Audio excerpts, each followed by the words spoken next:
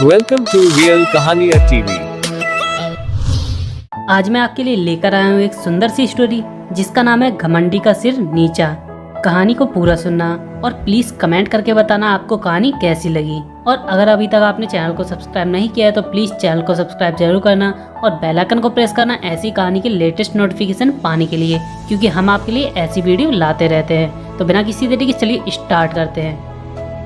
एक जंगल में बांस का पेड़ और जामुन का पेड़ पास पास थे।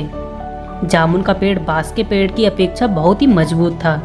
बांस का पेड़ बहुत पतला होने के साथ साथ बहुत लचीला भी था।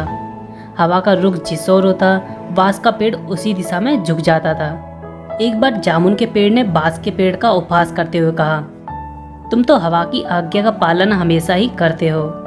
हवा की गति और दिशा के अनुसार ही हमेशा हिलते डुलते हो। मेरी तरह शान से सीधे क्यों नहीं खड़े होते? तुम भी हवा से कह दो कि उसका आज्ञा का पालन नहीं कर सकते। तुम अपनी शक्ति का परिचय हवा को दो। इस संसार में बलवानों का ही चारों ओर बोलबाला है।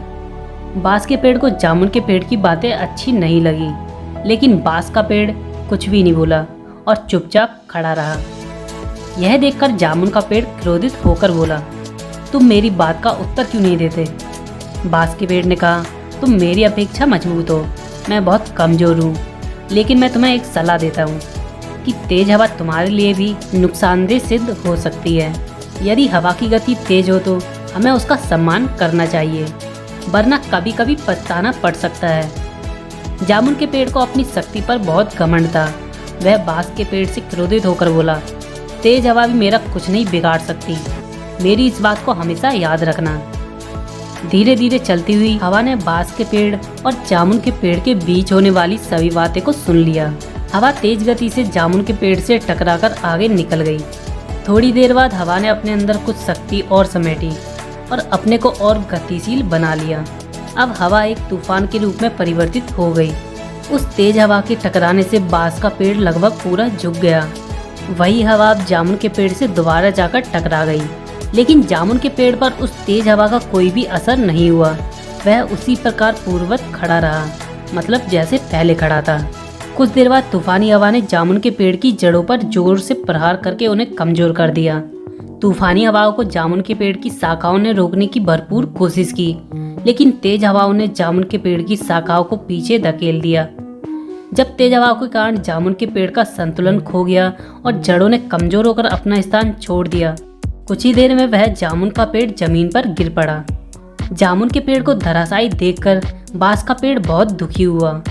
बांस का पेड़ सोचने लगा, यदि जामुन के पेड़ ने मेरी बात मानकर हवा का सम्मान किया होता तो आज उसका अंत नहीं होता।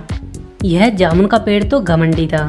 शायद इसे नहीं मालूम था कि घमंडी का सिर हमेशा नीचा ही होता है।